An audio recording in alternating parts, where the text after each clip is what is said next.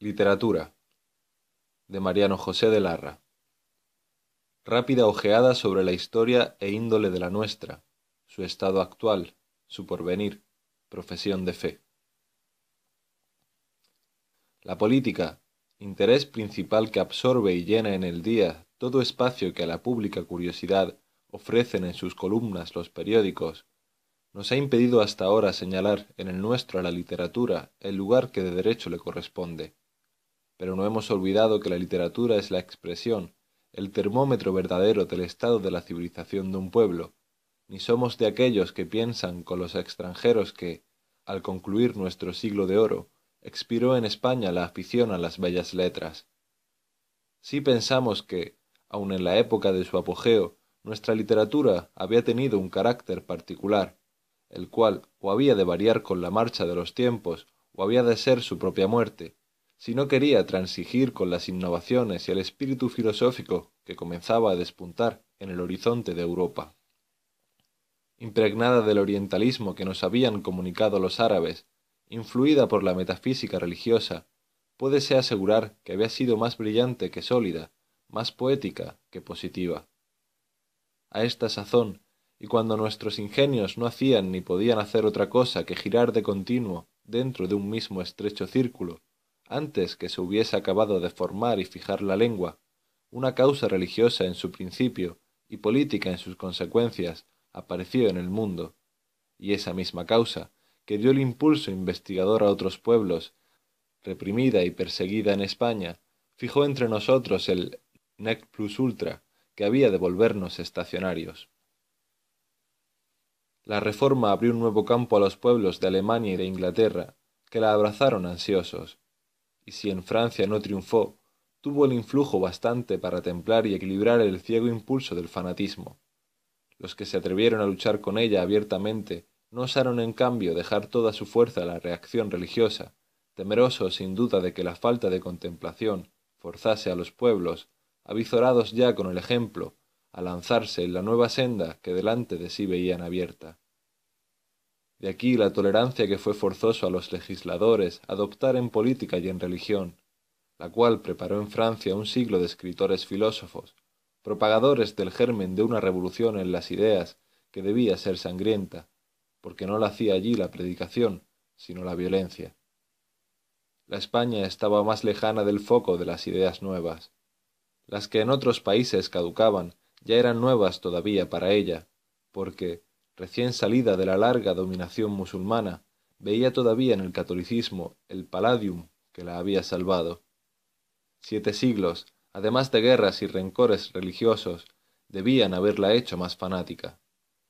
Qué mucho, pues, que el impulso de la reforma se hiciese apenas sentir en sus habitantes, más bien ocupados en sus intestinas discordias que envueltos en el movimiento general, de que hacía tiempo la habían segregado sus intereses particulares. Ella fue, por el contrario, el refugio de los vencidos de otras partes.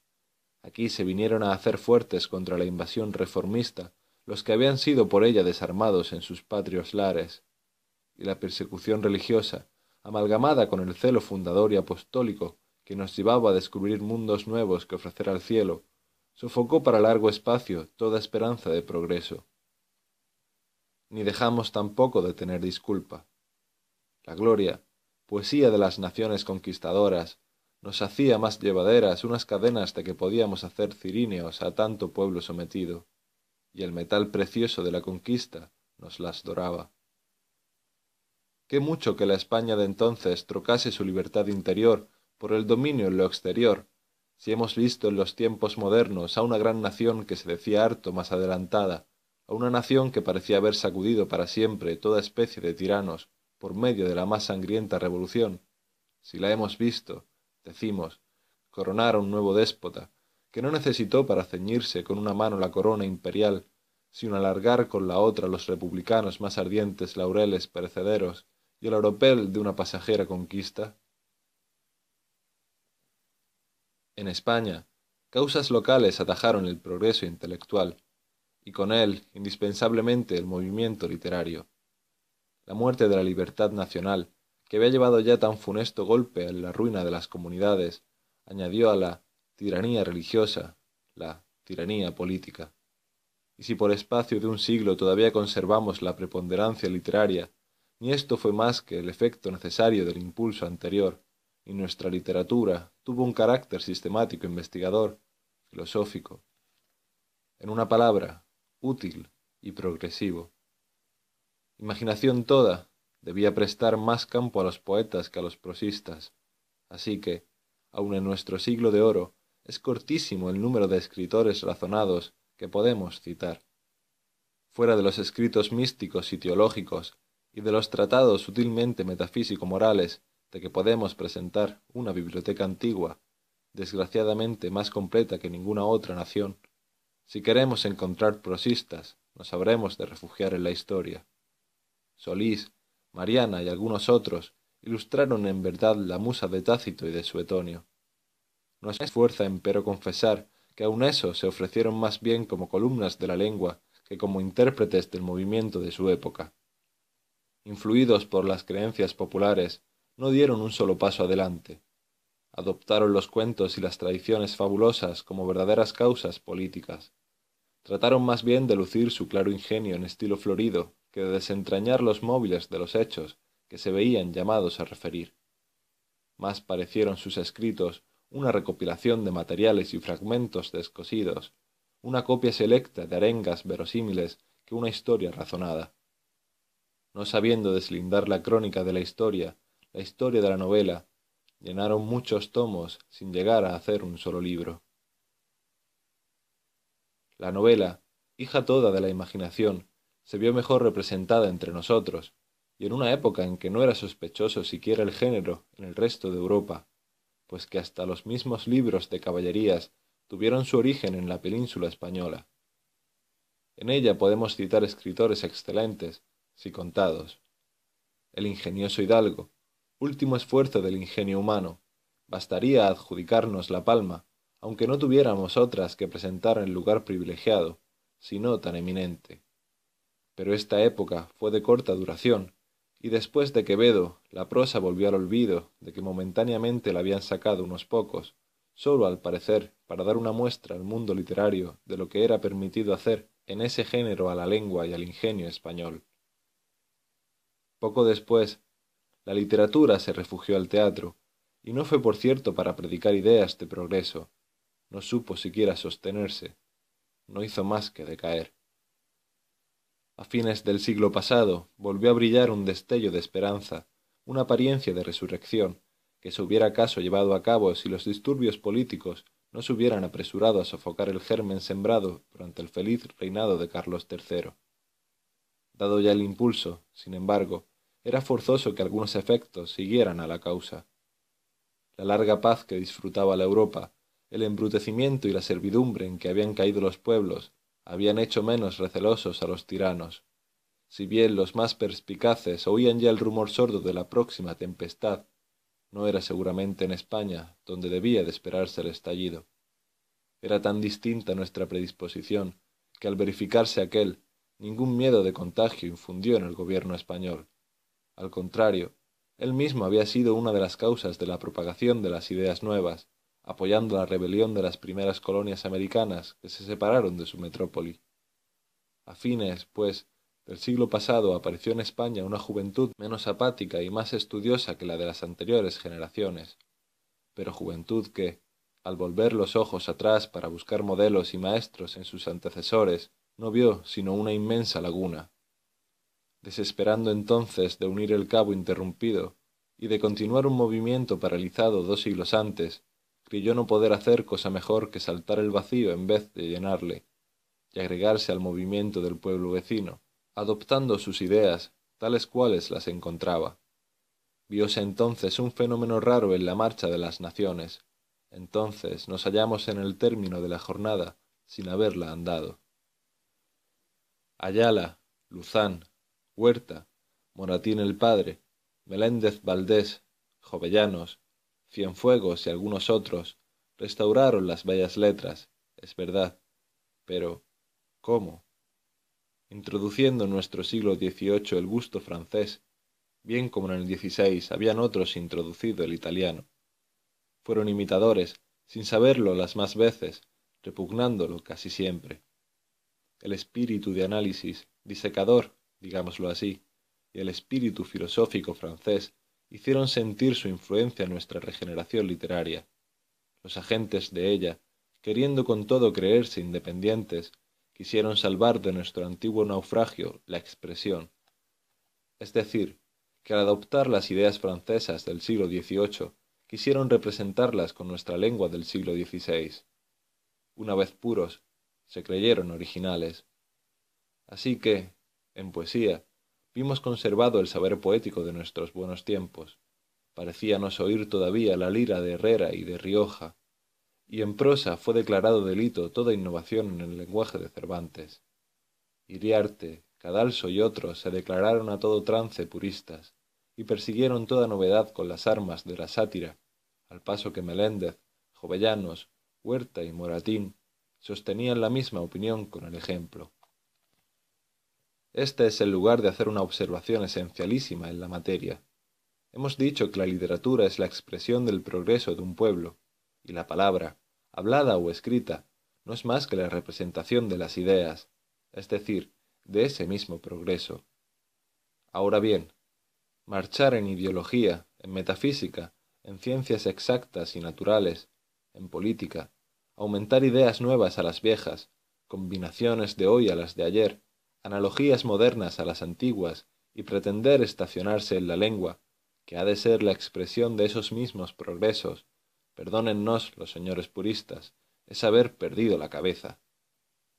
Quisiéramos, sin ir más lejos en la cuestión, ver al mismo Cervantes en El Día, forzado a dar al público un artículo de periódico acerca de la elección directa, de la responsabilidad ministerial, del crédito o del juego de bolsa, y en él quisiéramos leer la lengua de Cervantes. Y no se nos diga que el sublime ingenio no hubiera nunca descendido a semejantes pequeñeces, porque esas pequeñeces forman nuestra existencia de ahora, como constituían la de entonces las comedias de capa y espada, y porque Cervantes, que las escribía para vivir cuando no se escribían sino comedias de capa y espada, escribiría, para vivir también, artículos de periódico, hoy que no se escriben sino artículos de periódico. Lo más que pueden los puristas exigir es que al adoptar voces y giros, frases nuevas, se respete, se consulte, se obedezca en lo posible el tipo, la índole, las fuentes, las analogías de la lengua. He aquí verdades que no comprendieron los padres de nuestra regeneración literaria. Quisiera adoptar ideas peregrinas, exóticas, y vestirlas con la lengua propia. Pero esta lengua, de semejante de la túnica del Señor, no había crecido con los años y con el progreso que había de representar. Esta lengua, tan rica antiguamente, había venido a ser pobre para las necesidades nuevas. En una palabra, este vestido venía estrecho a quien le había de poner. ¿Acaso sea esta una de las trabas que nuestros literatos tuvieron entonces para entrar más adentro en el espíritu del siglo? De esto sería una prueba la inculpación que Cienfuegos se ha hecho de haber respetado poco la lengua. ¡Qué mucho! Si Cienfuegos era el primer poeta que teníamos filosófico, el primero que había tenido que luchar con su instrumento, y que le había roto 1000 veces en un momento de cólera o de impotencia. Si nuestras razones no tuvieran peso suficiente, habría de tenerlo indudablemente el ejemplo de esas mismas naciones, a quienes nos vemos forzados a imitar, y que, mientras nosotros hemos permanecido estacionarios en nuestra lengua, han enriquecido las suyas con voces de todas partes, porque nunca preguntaron a las palabras que quisieron aceptar, ¿de dónde vienes?, sino, ¿para qué sirves? Y medítese aquí que el estar parado cuando los demás andan no es sólo estar parado, es quedarse atrás, es perder terreno.